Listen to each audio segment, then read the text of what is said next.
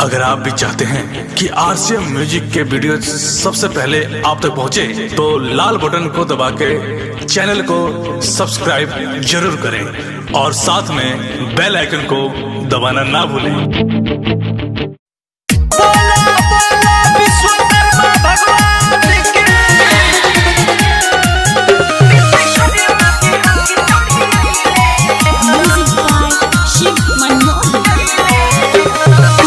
विश्वकर्मा सबके माथे धैले हाथ हो, 17 सितंबर के होला पूजा पाठ हो।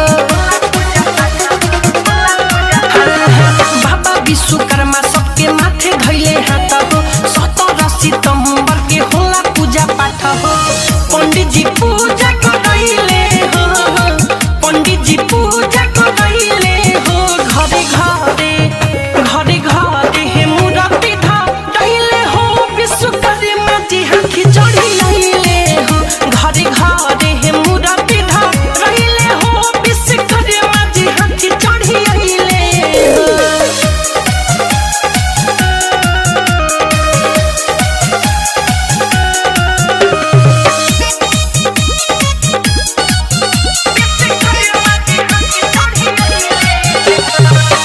गह गह करहतावे सब गावे टोला, विश्वकर्मा पूजा हमारा धूमधाम से होला।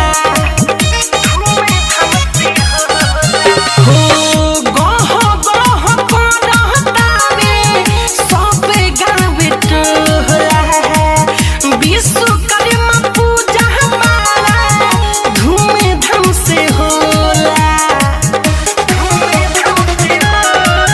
हरे चढ़े प्रसादी औरी पूरी पकावान हो, सब कर सोचल पूरा कइले आरामान हो। सभे के मन खुश कइले हो। घरे घरे घरे घरे मूर्ति धइले हो, विश्वकर्मा जी हाथी चढ़ी आइले हो।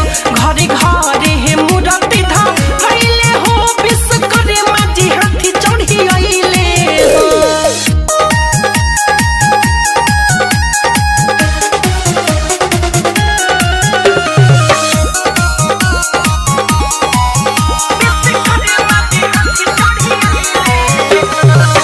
सभे छुट्टी कइले हे बारे, छोड़ी काम धाम हो। मिठू मारो सहले आज, कोहरी पुरगाराम हो। सभे छुट्टी कइले हे बारे, छोड़ी काम धाम हो। मिठू मन मोही आज, कोहरी पुरगाराम हो। अरे कोई चाकरी सना करे हेले बखान हो, बाबा विश्वकर्मा जी ध्यान हो।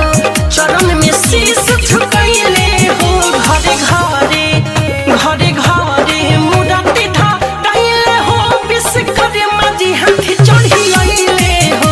घरे घरे हे मूर्ति धइले हो, विश्वकर्मा जी हाथी चढ़ी आइले हो। बाबा विश्वकर्मा सबके माथे धइले हाथ हो, 17 सितंबर के होला पूजा पाठ हो।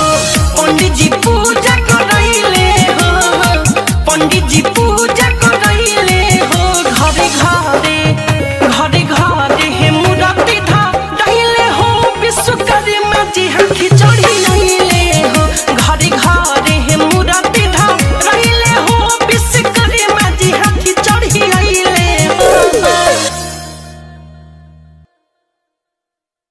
डाउनलोड कीजिए RCM music official app play store से। आरसीएम म्यूजिक के सारे ऑडियो वीडियो डाउनलोड करने के लिए